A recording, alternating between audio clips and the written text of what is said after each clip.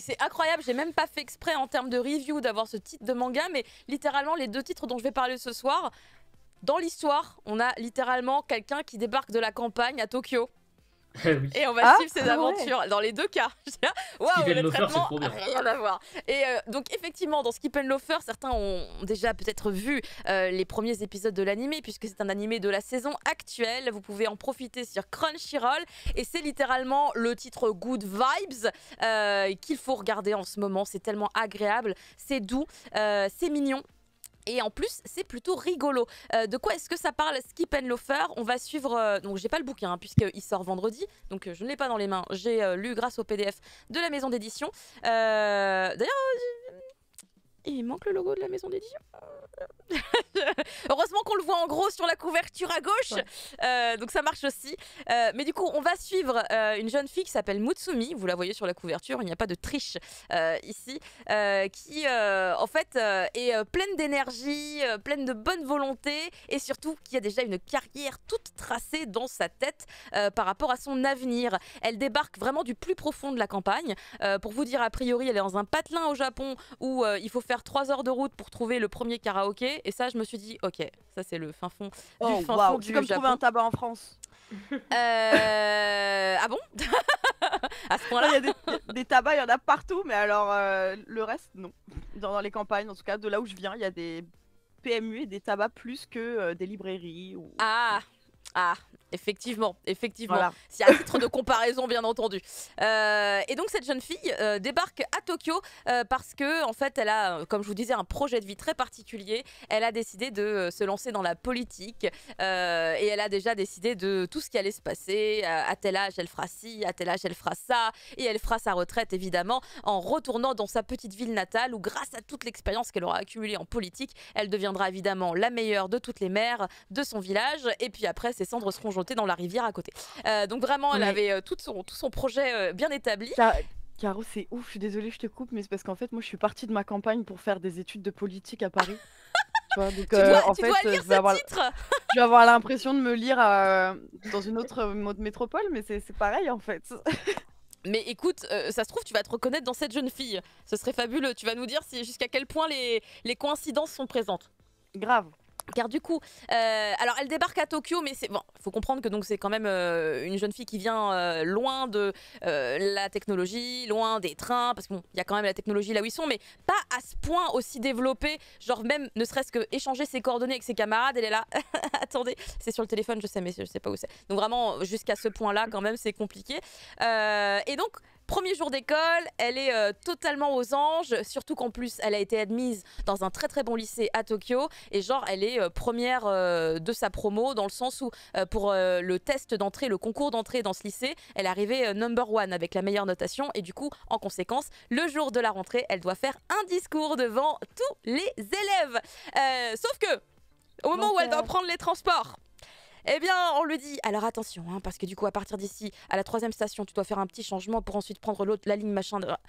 Ça ne va pas se passer comme prévu, alors qu'en fait, elle était très très confiante, ça va être la catastrophe. Et au final, elle va être en retard, mais elle va être surtout extrêmement déprimée. Notre petite Mutsumi. Sauf que au moment de sa grosse déprime, où elle a vraiment littéralement le visage collé contre un mur, on dirait une espèce de zombie, il y a un camarade de classe, elle ne savait pas encore que c'était son camarade de classe, mais c'est son camarade de classe, qui donc voilà, qui est cette incroyable tête souriante et pleine de cheveux ébouriffés, qui va passer à côté, qui est littéralement le BG de l'histoire, mais avec une bonne vibe. Il a quand même plutôt une bonne vibe, en tout cas au départ. Et en fait, il va la voir, il va reconnaître l'uniforme du lycée, puisque je vous rappelle qu'au Japon, effectivement, souvent les établissements ont des uniformes et on peut détecter du coup d'où est-ce que tu viens par rapport à ton uniforme. Et il reconnaît que c'est la même couleur, il fait, elle doit être dans le même lycée, mais qu'est-ce qu'elle fait là? Puisque moi, je sais que je suis en retard, mais elle, qu'est-ce qui se passe? La tête collée contre un mur. Donc il va l'aborder, elle est à moitié en train de pleurer, dans la fin de sa vie, littéralement, c'est-à-dire que tout son plan de carrière s'effondre à cause de ce premier jour de rentrée. Et du coup, elle le voit, elle se dit, ah, j'ai le même uniforme, mais comment on va au lycée? Elle est perdue. Donc ça commence, c'est rigolo, parce que lui, il rigole. Il se dit, bah, écoute, suis-moi, on va y aller ensemble. Et lui, il est dans la détente et tout, il est en retard, rien à foutre. Il est tranquille. Et du coup, ils vont réussir à aller au lycée. Mais rien que ce premier petit trajet ensemble va vachement les rapprocher, parce que tous les deux, malgré tout, en fait, ils s'entendent vachement bien. C'est très naturel. En fait, leur manière de se parler est très naturelle. Personne n'est gêné, il n'y a pas de blanc. Enfin, on pourrait imaginer toutes sortes de choses quand on discute pour la première fois avec un inconnu. Eh bien, ce n'est pas le cas ici du tout. Et au contraire, notre héros est très amusé par finalement la spontanéité et la candeur de notre héroïne. Lui qui apparemment peut-être est habitué à toutes ces jeunes filles tokyoïtes qui sont blasées. Elle, pas du tout. C'est pas son cas. Et du coup, il va la suivre allègrement jusqu'au lycée alors qu'il hésitait à sécher, hein, pour vous dire. Mais il va quand même au bahut. Et là, enchaînement de catastrophes, puisque les problèmes ne s'arrêtent pas là. Elle arrive, elle fait un discours. Elle a oublié le texte de son discours dans sa sacoche. Du coup, elle se retrouve devant tout le monde.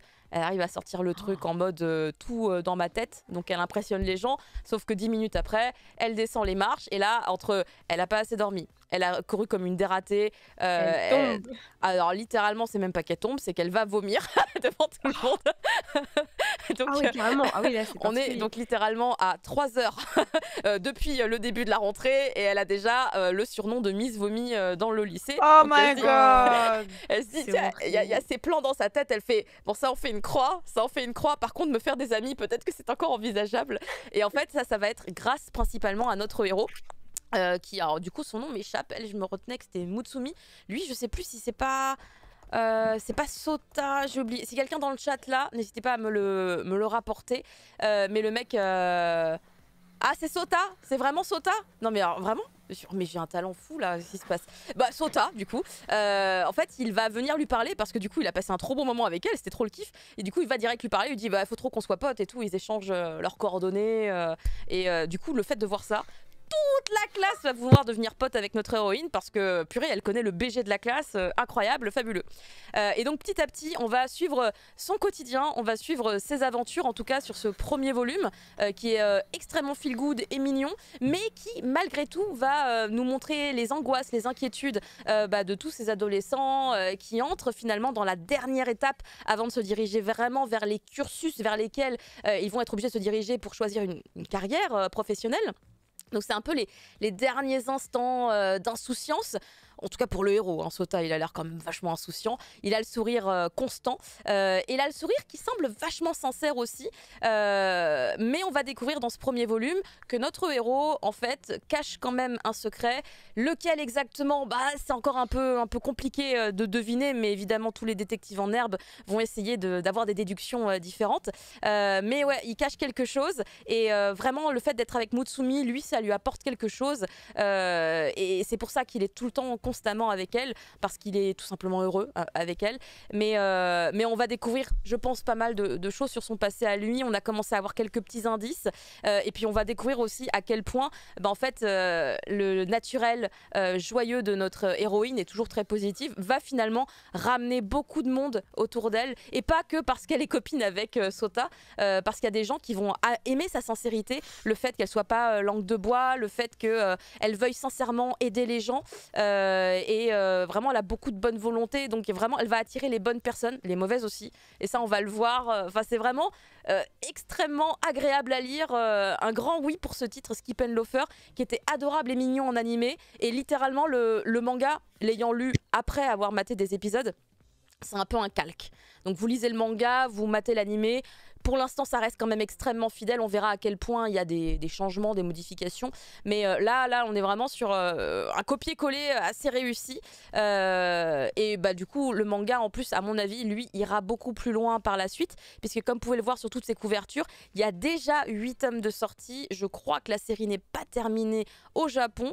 Donc, va y avoir matière à suivre tous ces adolescents. Et aussi un point, alors c'est vraiment le détail où j'ai un peu été étonnée, c'est qu'en fait quand elle vient à Tokyo, Mutsumi, elle va vivre chez un membre de sa famille. C'est sa tante ou son oncle, je sais pas comment le définir, parce que dans l'animé c'est sa tante et dans le manga c'est son oncle. Et du coup non mais c'est son oncle. Mais dans l'animé ils disent que c'est sa tante. Enfin tu sais pourquoi. Oui, je sais pourquoi, oui, mais du coup, car du coup, ça, en fait, moi, ce qui m'a perturbée, c'est, mais alors, ce personnage comment se définit-il en fait? Qu'en fait on demande en général aux gens Il me semble qu'il se définit comme il avait l'air de se définir comme un homme en fait. Mais... C'est vrai, parce que du coup dans l'animé, ouais. moi j'avais l'impression de l'inverse, mais du coup dans le manga en tout cas, le terme qui est choisi c'est homme, dans le sens où Mutsumi dit je suis allée vivre chez mon oncle qui s'appelle Nao, on voit pas Nao ici, mais du coup j'ai pas le bouquin non plus pour vous montrer. Bah, tu vois, IMV2, tu vois. Ouais, IMV2 dit autre chose, ouais, effectivement, je suis en train de voir. Bah voilà, tu vois, alors moi c'est le truc qui m'a fait tiquer parce que j'avais beaucoup le souvenir de l'animé où justement, en vrai il y a une scène dans l'animé et dans le manga c'est copier-coller, vraiment la même, où on voit Mutsumi avec son parent. Qui est là dans le train, ils sont dans le train ensemble et les gens dans le train observent Nao qui a donc des vêtements de femme, une espèce de blazer, une robe, une coupe au carré, littéralement la coupe de cheveux de Majin, voilà, c'est la coupe de cheveux de Majin, très apprêtée, et il y a des gens qui murmurent dans le train en disant ah mais t'as vu, mais attends, mais tu crois, mais c'est un homme, tu crois, enfin tu vois, un peu le genre de truc qu'on peut imaginer, et à ce moment-là, Mutsumi, je crois qu'elle l'entend, et elle tient la main de Nao, et elle lui fait un sourire par rapport à un truc, mais du coup le sourire fait tout oublier. Animé, on n'en parle que comme une femme, on est d'accord? Ouais. Mais en tout cas, c'est vraiment c'est genré au masculin dans le manga. Donc là, dans le manga, c'est genré au masculin, ouais. Ouais, le manga, il est genré au masculin. Donc là, c'est un des points de dissonance sur lesquels je ne sais pas, puisque je ne sais pas... Enfin, je pense que c'est neutre dans le manga à l'origine, et que le parti pris a été au moment de la traduction, parce que comment tu fais si on n'a pas l'info de l'auteur qui nous dit ce personnage se définit comme ça? Mais après je sais pas, j'ai pas lu la version originale en japonais. Donc c'est le seul petit point où je me dis je sais pas. je sais pas. Mais du coup c'est un peu perturbant. Je pense que les gens se poseront la question s'ils testent aussi bien l'animé que le manga, mais sinon en dehors de ce petit point qui serait à éclaircir, juste à éclaircir, parce qu'il n'y a pas de souci, je pense que ça peut être une erreur ou même pas forcément, peut-être que les deux sont bons selon ce que nous dirait l'auteur, mais en tout cas c'est une petite pépite, vraiment petite pépite que je recommande vraiment à tout le monde. C'est le petit seinen tranche de vie, mais qui est nécessaire en cette période de printemps, je trouve. Ça colle très très bien avec la saison, surtout qu'on est évidemment, vous l'avez compris, sur une rentrée scolaire, et la rentrée scolaire au Japon c'est au printemps. Donc c'est parfait. On va passer... Ça a l'air trop bien. Franchement il est vraiment très très bien. Ouais. Je vais aller voir l'animé 2 suite. Je pense aussi. Ah non, c'est vraiment pépite. C'est frais. Il y a un côté vraiment très frais sur ce titre. Inès, toi, tu vas nous parler d'un BG, mais d'un autre genre.